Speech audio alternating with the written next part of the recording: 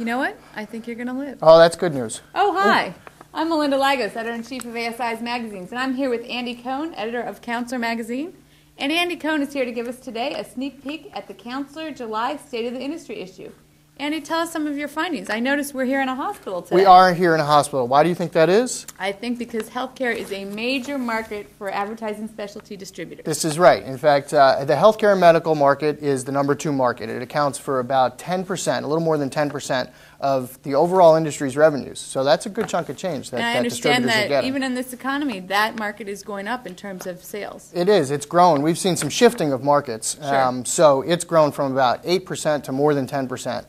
From 2007 to 2008, so picking up a couple percentage points as far as revenue is concerned in the past year. So a good, solid market for distributors still. Absolutely. The financial market was the top market in our State of the Industry report, just above 11% of revenue, so that was a little bit over healthcare, but that saw some shifts too. That actually lowered about a percentage point from the year before. So healthcare is #2, Yep. And what's #3?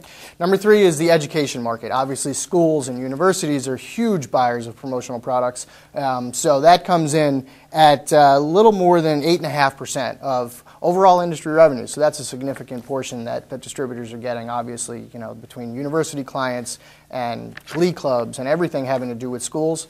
Those are big buyers of promotional products. Another big market, I hear that's fairly recession-proof, which is good news right now in this economy. Absolutely. Now let's talk about pharma, because that's related to healthcare, and it's always been a big market. What's been happening there in the last couple of years? Well, it's really fallen. Not surprisingly. And obviously we've watched the pharmaceutical market, from the regulations that have been passed and just the changes that they're undergoing in their marketing efforts. 2 years ago, it was more than 10% of industry revenue.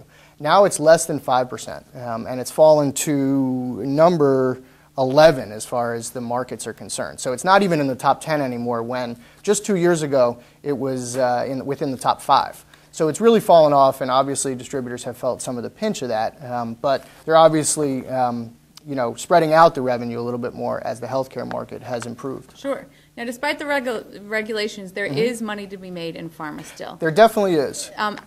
Here's a big question, which will be answered in the State of the Industry issue. How do you sell a pen to a doctor in today's times? It's not impossible. There's been lots of stories written, and we've certainly talked about it, about how pens have been impacted, the sales of pens have been impacted in the pharmaceutical market. But if they're part of an education kit, that's really the key. Any item, any promotional pharmaceutical item. companies can still market their operations, their products to doctors, as long as they're part of education kits. So there's lots of kits that can be put together. One thing that we talk about in the State of the Industry report is pairing a pen with like Padfolio that doctors can actually give to their patients to take notes during visits. Sure. And that's the type of thing. Information about a new drug, or something like that. Right, and that's the type. Yeah, those are the types of things where you can still, sell pens. And the good thing about that is that they're usually higher end pens, and so you can get the higher price point that maybe you hadn't been able to get with pharmaceutical clients before. And again, items that someone's going to want to keep then.